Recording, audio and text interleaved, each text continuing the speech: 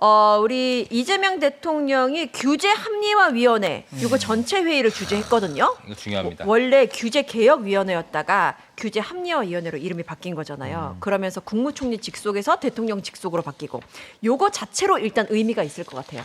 누가 짚어주시겠습니까? 아니 그러니까 규제 합리화위원회라는 것 자체가 이재명 대통령이 가지고 있는 평소의 실용의 관점 그리고 국익의 관점을 반영하는 겁니다. 우리가 과거에는 진보 보수가 나눠서 싸울 때 보수는 규제 철폐 그리고 진보는 규제 강화를 외치면서 사실은 답이 아닌 걸 갖고 싸워왔거든요. 이제는 이분법 물러라. 그렇죠. 이젠 이분법이 아니라 필요한 영역에 필요한 만큼의 규제를 한다. 그래서 어제 대통령께서도 네거티브 방식 이야기를 많이 하셨거든요. 이제는 기술의 발전 때문에 관이 민을 따라가지는 못한다. 그러니까 네. 민간의 발전 속도가 빠르기 때문에 관에서도 네거티브 방식으로 할 수 없는 것만 규제를 해놓고 나머지는 다 가능한 것으로 이렇게 해서 조금 더 이 시장의 자율과 창의를 더 끌어올리겠다 이런 말씀하셨기 때문에 전 이재명 대통령께서 이 규제 합리화위원회를 통해서 아마 대한민국을 업그레이드 시킬 것이고 네. 그래서 이번에 여기 부위원장이 세 분이잖아요. 다 이제 색깔도 다른 뭐 기업인 출신 또 보수 출신의 교수. 또 박용진 전 의원 이렇게 해서 아주 예. 합리적인 토론을 했기 때문에 아마 저는 이재명 대통령의 국정운영 스타일과 철학을 가장 잘 반영한 위원회가 이 합리화위원회 아니냐 규합이라고 저는 생각합니다. 저도 보면서 느꼈습니다. 맞는 말씀인데 이게 되게 우리 뉴잼스만의 사실 저는 코너라고 생각합니다. 이거 되게 중요하고요. 왜냐하면 특히 이제 민주 진영의 소위 이제 유튜브를 보시는 분들이 체감을 잘 못하실 수 있는데 이런 것들이 사실 지지율을 엄청 높입니다. 맞아요. 요게 핵심 포인트야. 이게 네. 뭐 자꾸 뭐 하자고 나가니 많이보다 이게 확장이라고 진짜. 그러니까 이게 저는 이제 체감을 하잖아요. 저 중도 실용, 중도 우파에 가까우니까 주변의 사람들이 여러분들은 잘 모르시지만 이재명 정부가 하는 이런 게 되게 많아요. 그리고 그런 것들이 다 점수를 가져오는 거고 특히 오늘 여기 그 회의에서도 나온 얘기 중에 하나가 이제 새벽 스쿨존 30km 이 제한을 그러니까 스쿨존 가면 우리 30km로 제한하잖아요. 그거 당연한 건데. 그럼 내비에서 엄청 난리 나죠. 근데 어느 순간 새벽 같은 데는 너무 실효성이 없는 규제를 위한 규제 같다는 얘기입니다. 그래서 이병태 그 부위원장이 이 얘기를 하신 것 같고 그래서 이 대통령이 건의 말고 직접 실행하라. 김건희 얘기 아니라 건의 얘기하지 말고 바로 해. 그냥 바로 실행해. 그쵸. 이런 그 모습이 사실 중도파 무당파 분들에게는 엄청난 효과를 주거든요. 맞아요. 이런 거를 저는 좀 쓴소리 아닌 쓴소리지만 민주당 내 친명 정치인 분들이 이런 거 막 연구하고 막 확장해서 홍보하고 이런 거 하셔야 된다. 이 말씀을 그래서 저도 드립니다. 하나만 제 광을 좀 팔아도 될까요? 어우, 또 바로? 좋습니다. 아니 여기 보시면 메가 특구 나오잖아요. 네. 대규모 광역 단위로 규제 특례를 부여하겠다. 오. 이거 제가 3년 전에 민심동행이라는 창준이를 만들었을 때 아하. 그때 저희가 낯설 사계에서도 그런 얘기 했을 거 아니에요. 그 이유입니다. 이유예요? 제로 국가론하고 둥근 사회론을 제시하면서 기회다원주의 모델을 제시를 했거든요. 예. 그 강령을 통해서 보시면 거기에 이 제로 국가론의 제로시티라는 게 다 나와 있는데 그 개념과 이 메가 특구가 완전히 똑같습니다. 그러니까 그런 것처럼 진짜? 이게 지방 분권과 지방 균형 발전에 꽂힌 사람들은 다 이런 아이디어들을 갖고 있거든요. 그러니까 이런 것들이 제가 아쉬운 점은 정부에서 이런 얘기가 나오잖아요. 그치. 그럼 민심동행 강령을 저한테 달라고 하세요. 내가 드릴 테니까. 왜 또 니한테로 가고? 아니 보고 이런 내용들 연구해놨으니까 예. 여당에서 받아서 하면 되잖아요. 아, 근데 이런 네네. 거에 관심이 없어. 나한테 달라고 하는 사람 한 명도 없어.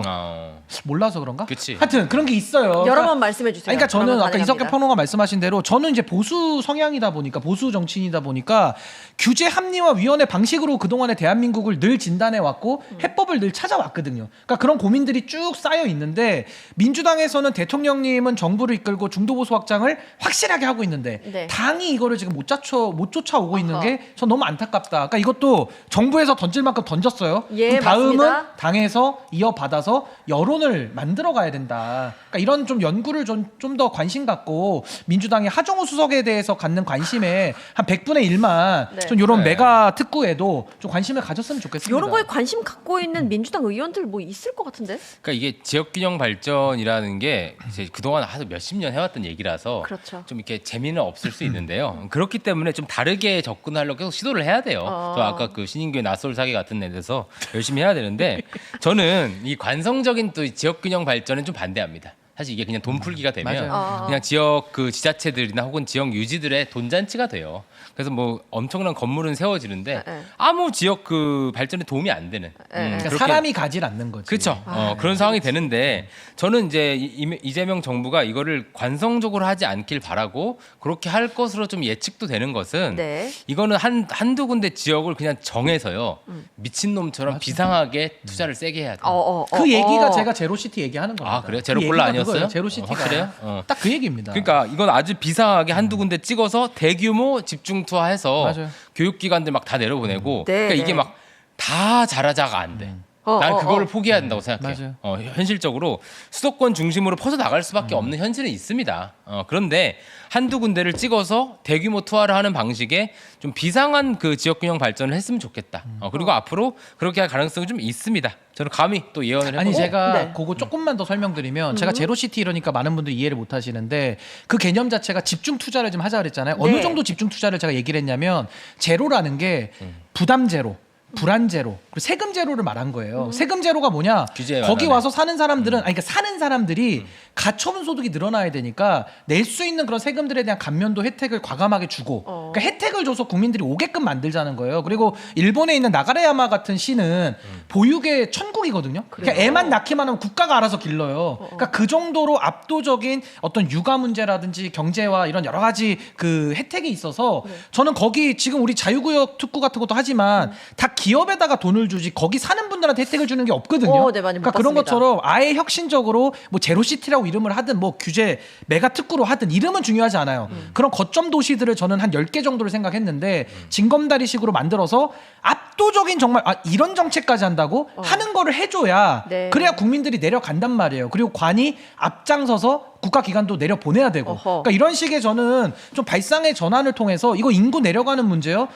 그냥 뭐 돈 푼다 그래가지고 안 내려갑니다 사람들이. 그러니까 정말 어떤 도시 자체를 강남을 전국에 10개 만든다는 마음으로 전 정말 그렇게 압도적인 투자를 우리 국가가 이제 나서서 해야 될 시점 아닌가 싶습니다. 예, 좋습니다. 지금 보시는 분들이 아주 다양한 방식으로 참여를 해주고 계세요. 아, 그래요? 우리가 메가특구 이야기를 100번 외치니까 메가늑구라고. 아, 지금 정치 또- 늑구 이석현을 또 정치 늑구, 샤우팅 메가늑구 해주시네요. 많이 나옵니다. 어떤 방식으로든 여러분들이 즐겨주시면 됩니다.